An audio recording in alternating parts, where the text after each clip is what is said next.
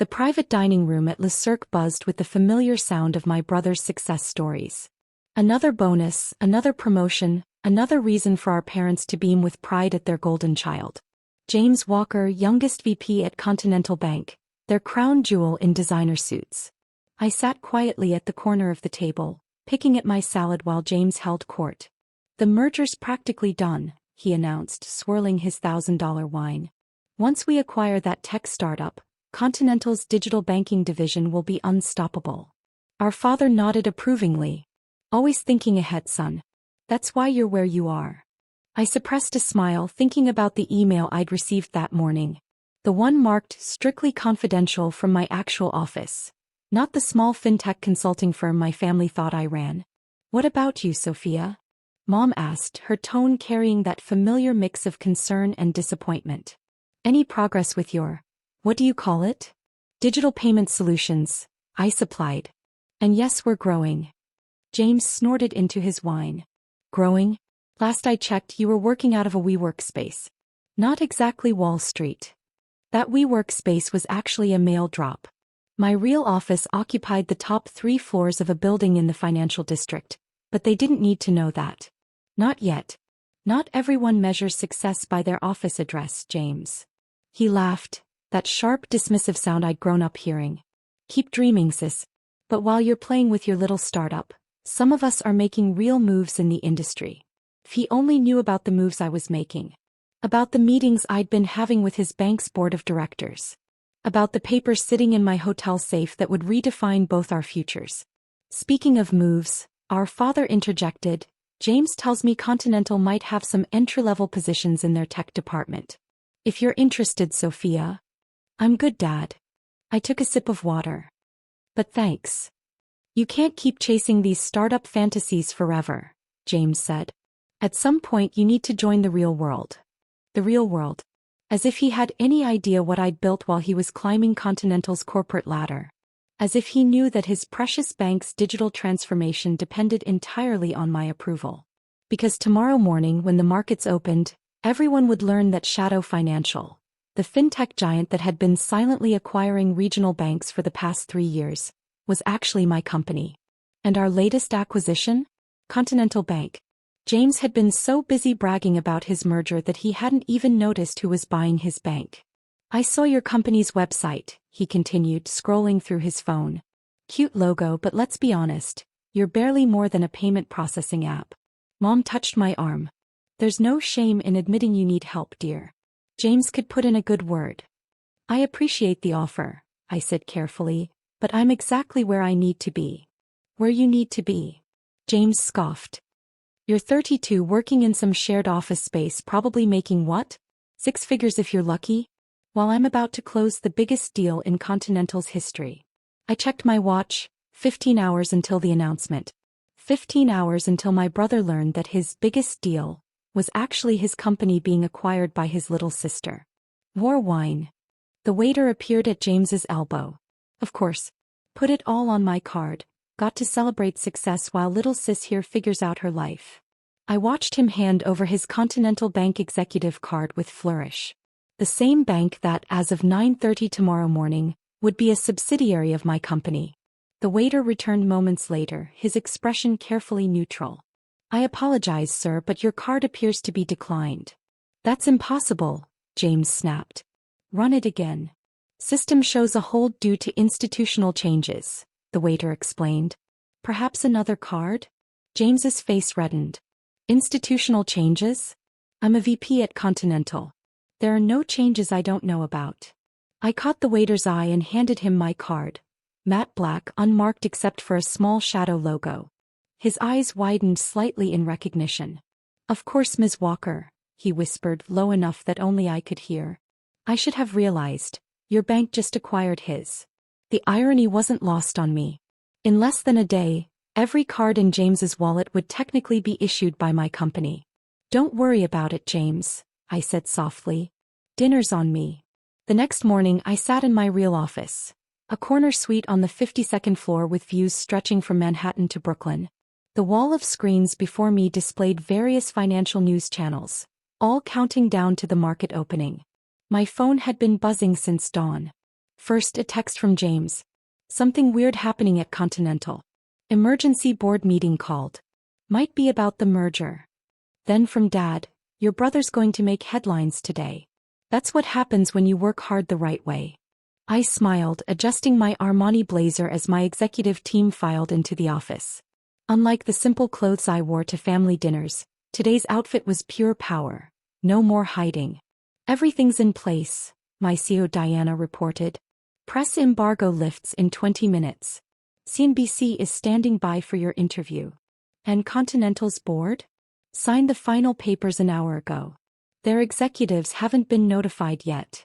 I nodded, thinking of James probably sitting in his office, completely unaware that his morning meeting would change everything. Ms. Walker, my assistant called through the intercom. Your brother's trying to reach you. Says it's urgent. Not now, I replied. We have more important things to handle. At exactly 9:15 a.m., the first alert flashed across Bloomberg. Breaking. Shadow Financial to acquire Continental Bank in $8.2 billion deal. My phone exploded immediately. James, holy shit. Shadow bought us? Meeting starting now. Dad, are you seeing this? Your brother's bank is being acquired. Mom, call us. James isn't answering. I turned my attention to the largest screen, where CNBC's morning anchor was speaking. In a stunning move, Shadow Financial has announced its acquisition of Continental Bank, marking its largest purchase to date.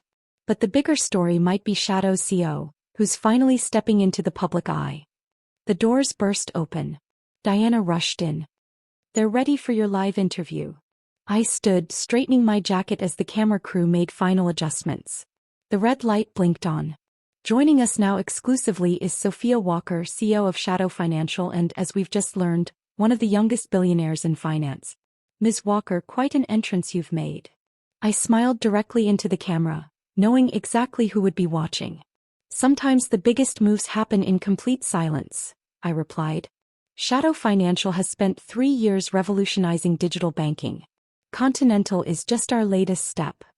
Sources say Continental's executives were unaware of who was really buying their bank. Was that intentional? We believe in letting our technology and results speak first. Names and titles tend to create preconceptions.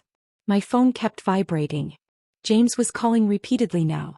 I could imagine the scene in Continental's boardroom, his world turning upside down in real time. The interview continued but was interrupted by my assistant. Ms. Walker, Continental's VP of Digital Banking, is in the lobby. Says he's your brother. I muted my phone as another call came in. Let him up. Have security ready. Minutes later, James burst into my office, still wearing yesterday's suit, face flushed with a mixture of shock and anger. What the hell is going on? He demanded, then stopped short, taking in the surroundings. The executive office. The news crews. The Shadow Financial logo everywhere. Hello, James, I said calmly. I believe you're late for your board meeting. This is how. Remember my cute payment processing app? I gestured to the screens showing Shadow's stock price soaring. It evolved. He sank into a chair, staring at the financial headlines still rolling across the screens. All this time, he whispered. When I was telling you to get a real job. I had one. Several, actually. Shadow Financial owns 12 banks now. Continental makes 13. Does Dad know? He will in about 10 minutes. I'm having a car pick them up for the press conference. James ran his hands through his hair, his carefully maintained composure cracking. What happens to me? He asked finally. I picked up a folder from my desk. That depends. The VP of Digital Banking position at Continental will be restructured. But we do have an opening in our innovation department. Lower title, of course. No executive privileges. But a chance to learn banking from the ground up. The right way. Lower title, he sputtered. You can't demote me. I'm your brother. Exactly, I replied coolly. And if I'd let that influence my decision, I wouldn't be where I am. This isn't personal, James. It's business. Real business. The intercom buzzed again. Your parents have arrived, Ms. Walker. The look on my parents' faces as they entered my office was worth every holiday dinner I'd spent being lectured about real careers. Dad stopped mid-stride, his eyes traveling from the executive suite to the wall of screens still announcing my acquisition of his precious son's bank. Sophia. Mom's voice was barely a whisper. What is all this? This, I gestured around me, is what playing with my little startup actually looks like. Diana appeared at the door. Ms. Walker, the press conference starts in 20 minutes. Board members are gathering in the main hall. Thank you, Diana. I turned back to my family. We should talk quickly. I have a company to run. Well, several companies now. Dad found his voice first. You're the one who bought Continental? Shadow Financial bought Continental, I corrected. I just happen to own Shadow Financial. Along with 12 other banks and the digital payment platform you all thought was a hobby. James, still slumped in his chair, let out a bitter laugh. All those times I offered to help you get a real job. I remember, I said, pulling up Continental's performance reports on my tablet. Like last Christmas, when you said I was wasting my potential on a startup. I was finalizing the acquisition of First Western that week. Or last month's dinner, when you suggested I apply for an entry-level position. I was in negotiations to buy your bank. But your apartment, your clothes, that shared office space. Mom stammered. Were exactly what you expected to see, I replied. The WeWork address receives my mail. I live in the penthouse at the Harrison. The startup office you visited was a front. This, I gestured to the luxurious space around us, is where I actually work. Why didn't you tell us? Dad demanded. Would you have believed me? I asked quietly. Or would you have done what you always did? Dismiss it, minimize it, explain why James's path was better? The silence that followed was deafening. Speaking of paths, I continued, turning to James, have you made a decision about the innovation department position? You're really going to demote your own brother? Dad interjected. No, I said firmly. I'm offering a position to a banker whose digital division has underperformed for 6 consecutive quarters. The fact that he's my brother is irrelevant. Irrelevant. Mom gasped. We're family. Family, I echoed, standing to walk to the windows. Like when James told everyone at Thanksgiving that my company was cute? Or when Dad suggested I needed real-world experience at Easter. That kind of family. The intercom buzzed again. 5 minutes to press conference, Ms. Walker. I turned back to them. I have to go announce this acquisition to the world. You're welcome to attend. There are reserved seats in the front row. But understand this, from now on things will be different. Different how? James asked, finally looking up. No more condescension. No more helpful suggestions about my career. No more assumptions about my potential. I straightened my jacket. From today forward, you'll see exactly who I am and what I've built. Whether you can handle that reality is up to you. And if we can't? Dad challenged. Then you'll miss out on quite a lot, I replied simply. Shadow Financial is just the beginning. Next month we launch our international division. The month after that our blockchain platform goes live. Your choice if you want to watch it happen from the outside. Diana appeared again. They're ready for you. I walked to the door, then paused. Oh, and James? About your Continental executive credit cards. They'll be deactivated at midnight. Your new company card will have a significantly lower limit. Standard policy for non-executive positions. The press conference was a blur of cameras and questions.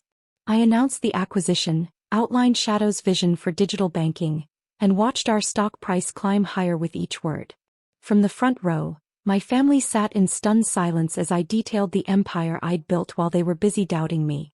That evening, as I sat in my penthouse reviewing the day's coverage, my phone lit up with a text from James. I'll take the innovation department job. And, I'm sorry. For everything. Then from Dad, we were wrong. So wrong.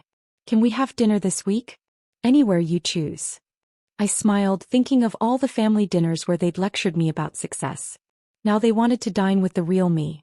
The CEO, the acquirer, the billionaire they'd never seen coming. My response was simple. Sunday. My place. I'll send a car. And James? Bring your new company card. Dinner's on you this time. Because sometimes the best revenge isn't proving people wrong. It's proving yourself right. And letting them pay for the privilege of watching.